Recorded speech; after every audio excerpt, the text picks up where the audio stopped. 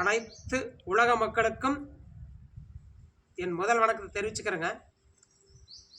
அதாவது உலக அழிவு இன்றைய காலகட்டத்தில் நடக்கக்கூடிய சூழ்நிலை மிக தெளிவாக தெரியுது.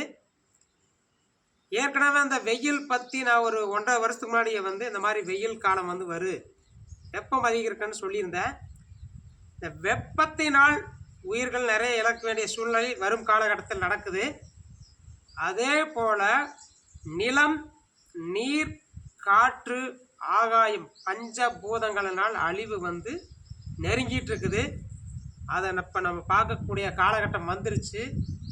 அதுக்கு நம்ம மக்கள் என்ன பண்ணணும்னா, இப்போது கோயில்களுக்கு அத்தனை பேர் நீங்கள் போயிட்டுருக்கிறீங்க.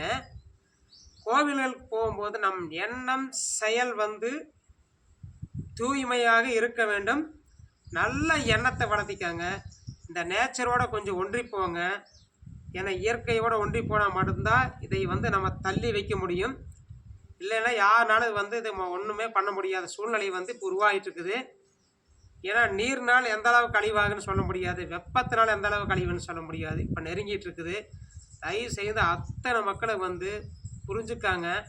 இப்போ பார்த்தீங்கன்னா கொலை, கொள்ளை, கற்பழிப்பு நிறையா விஷயங்கள் நடக்குது.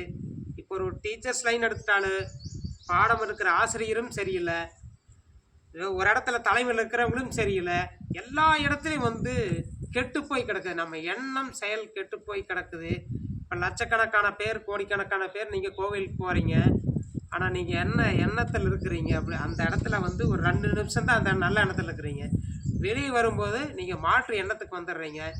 தயவு கூர்ந்து இது நடக்க போகும் இந்த அழிவு தடுக்கோன்னா அத்தனை பேர் ஒரு எண்ணம், நல்ல எண்ணத்தை வளர்த்திக்காங்க. கோயில்களுக்கு சென்றாலும் சரி பிரார்த்தனை பண்ணுங்க. தயவு செய்து இந்த நேச்சரோட பிரார்த்தனை பண்ணி இது அழிவை நோக்கி போகாமல் தடுக்கிறதுக்கு அத்தனை பேர் நம்மளுடைய பிரார்த்தனை கண்டிப்பாக வேணும். நம்முடைய எண்ணம் செயல்கள் தூய்மைப்படுத்த வேண்டும். நன்றி உறவுகளே.